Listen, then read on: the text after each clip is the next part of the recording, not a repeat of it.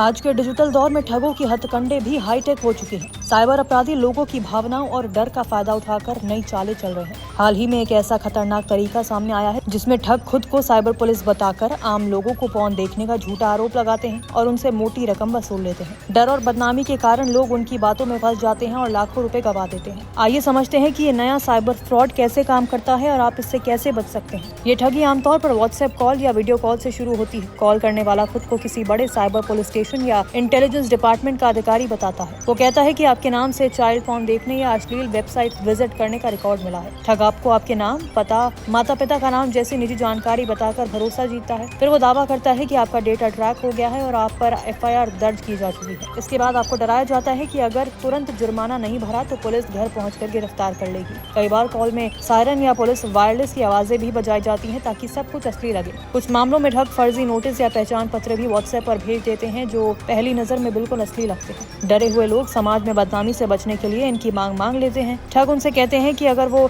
NOC यानी non objection certificate चाहते हैं तो एक जुर्माना भरना होगा। शुरुआत में ठग छोटे अमाउंट जैसे 5,000 या 10,000 मांगते हैं, फिर धीरे धीरे रकम बढ़ाई जाती है। एक पीड़ित युवक ऋषि ने बताया कि उसे व्हाट्सएप पर कॉल आया और आरोप लगाया गया कि उसने चाइल्ड पॉर्न देखा है। डर के मारे उसने 1 महीने में 1 लाख रुपए से अधिक दे दिए। ठगों ने उससे एक बैंक खाता भी खुलवाया जो उसके मोबाइल नंबर से जुड़ा था और उसी के जरिए उन्होंने कई और लोगों से पैसे ठग लिए। साइबर क्राइम विशेषज्ञ अजय सिंह के मुताबिक भारत की कोई भी साइबर पुलिस व्हाट्सएप या फोन कॉल से नोटिस नहीं भेजती और न ही किसी से पैसे मांगती है। अगर किसी पर वाकई केस होता है तो कानूनी प्रक्रिया के तहत लिखित नोटिस घर भेजा जाता है और पुलिस सीधे बैंक अकाउंट या ऑनलाइन पेमेंट के लिए दबाव नहीं डालती। इसलिए अगर आपको ऐसी कॉल आए तो घबराएं नहीं। ठगों का खेल डर पर ही टिकता है और जब आप डरना बंद करते हैं तो उनका झांसा भी खत्म हो जाता है। चलिए आपको बताते हैं कि साइबर ठगी से बचा कैसे जाए। कॉल तुरंत काटे। अगर कोई खुद को पुलिस बताकर पैसे मांगे तो बातचीत न बढ़ाएं, नंबर ब्लॉक कर दें। कॉल, चैट या फर्जी नोटिस का स्क्रीनशॉट लेकर सुरक्षित रखें। कभी भी OTP, बैंक डिटेल या निजी दस्तावेज साझा ना करें। cybercrime.gov.in पर ऑनलाइन शिकायत करें या हेल्पलाइन 1930 पर कॉल करें।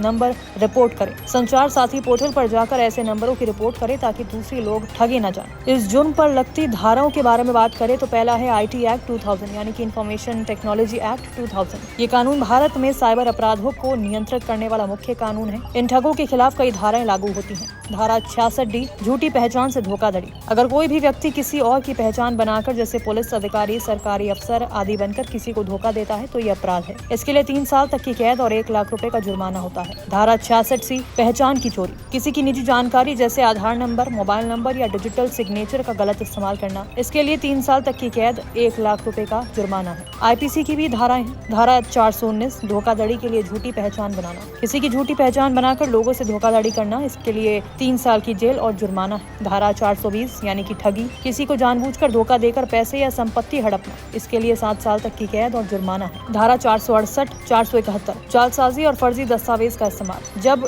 ठग व्हाट्सएप पर फर्जी पुलिस नोटिस या ID भेजते हैं तो ये जालसाजी के अंतर्गत आता है। इसके लिए 7 साल तक की कैद है। साइबर अपराधी अब केवल टेक्नोलॉजी से नहीं, आपके मनोविज्ञान से खेलते हैं। वो आपको डराकर वही करवाते हैं जो वो चाहते हैं। इसलिए जागरूक रहें, सोच समझकर कदम उठाएं और किसी भी संदिग्ध कॉल या संदेश पर विश्वास न करें।